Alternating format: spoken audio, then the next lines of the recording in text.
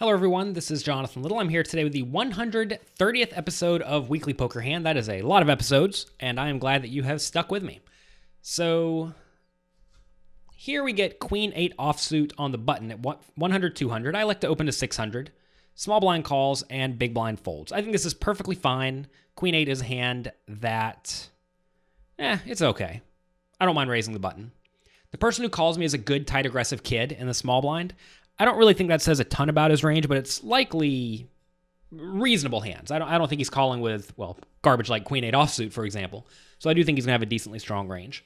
Flop comes 9-8-3. I have Queen 8, so I have middle pair. My opponent checks, and I decide to check behind. I think this is just good, somewhat solid game theory optimal poker. You want to be checking with your marginal made hands on the flop, and I think this hand pretty nicely fits in the marginal made hand range. There may be some merit to betting this, primarily because I may want to be betting with a bunch of draws, like, any gut shot or better. So if I'm betting any gut shot or better, you do want to add in more value hands. So given I probably don't have a ton of nines here, I may want to put the eights in my betting range as well. So I could see betting this being fine. Like if I was to bet this and get called, I don't think it would be insane or anything like that. I probably do want to be betting this some percentage of the time. So I do go check this time. Turns a 7, which is, an okay card. Obviously, obviously Jack 10 gets there. A hand like 10-7 now has a pair in addition to a draw. A hand like 9-7 was already beating me. 8-7 gets there to beat me, but there should not be too many 8-7s given I have an 8 and there's an 8 on the board. So this is a spot where I'm very happy to call my opponent's 1,000 bet. He bets 1,000, I call. I don't think there's much really to talk about here. Whenever you have a marginal made hand like I do, you definitely do not want to raise. You want to call and try to get closer to the showdown. So now the river's a king. And my opponent bets 1,800 into the 3,400 pot. So now we have to figure out, would our opponent be betting the turn with a lot of draws? Like Queen Jack, Queen 10, 10-7, Jack 7, a hand like 7-6 maybe a hand like 5-4, and then some sporadic worse value hands like 8-6 or Jack 8. So would our opponents bet those on the turn? And I think the answer to a lot of that is yes. Would they continue betting with that on the river? Well, our opponent's almost certainly not going to be betting with a worse made hand on the river. So now, are there some draws available that our opponent would conceivably bet with that also don't have showdown value? So the ones that make the most sense to me are Queen Jack, Queen 10, and 5-4. It's not that many combinations of hands. Would our opponent ever value bet Jack 8 or 10-8 on the river? Probably not.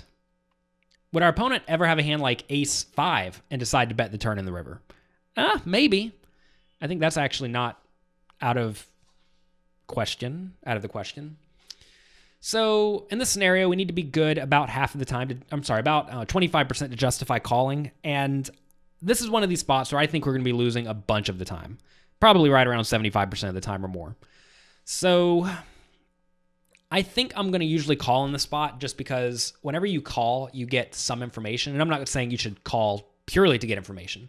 Like if I had Ace 3 here, I may not call. Or if I had 5-4 offsuit for the nut low, I certainly wouldn't call to get information. But whenever you have a marginal decision, it's often not so bad to take the play that gives you the cleanest information so that you can use that information later. So if I think this spot's close, which I do looking at it now, I don't really mind a call. I do expect to lose a lot of the time, but based on the pot odds, I think we're kind of roped in. So I do call, and we were against Queen 10, so we got a little bit lucky that our opponent did have one of the busted draws. And knowing that going forward, we can expect our opponent to perhaps be very capable of bluffing in these scenarios. Kind of interesting that our opponent did continue bluffing the river, and given that I called with this 8, maybe his bluff was not so good. But I suppose he thought that I would bet the flop with a lot of hands like King Queen. So if he thought I was going to bet with a lot of hands like King Queen, the King, I suppose, should miss my range. But at the same time, I really didn't think the King hit my opponent much at all. So given he should not be value betting marginal made hands, that really does polarize his range on this river to be 2 pairs and better, or maybe a 9 and better. and busted draws. And of course, there aren't very many busted draws, but then again, there aren't very many 9s and better either. So it's kind of an interesting spot where maybe my opponent's value range is not as wide as he thinks. So that's going to be it for this episode of Weekly Poker Hand. I think I played this hand reasonably well. I have no real problems at it looking back, which is good compared to the last few weeks. If you have not gone back and watched or listened to all of the previous episodes, you can go to jonathanlittlepoker.com/WPH, stands for Weekly Poker Hand, and review all of the past episodes. Also, one more thing I wanted to mention before we leave today, I have a new application that came out recently. It's called the Float the Turn Push Fold application. You can get it at jonathanlittlepoker.com/app, it's APP.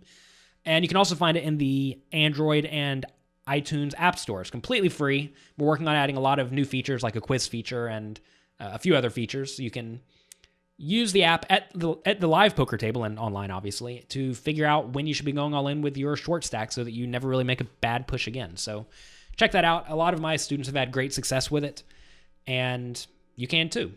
So again, you can check that out at jonathanlittlepoker.com/app. Thank you very much for being here. I'll be back next week with another educational poker hand.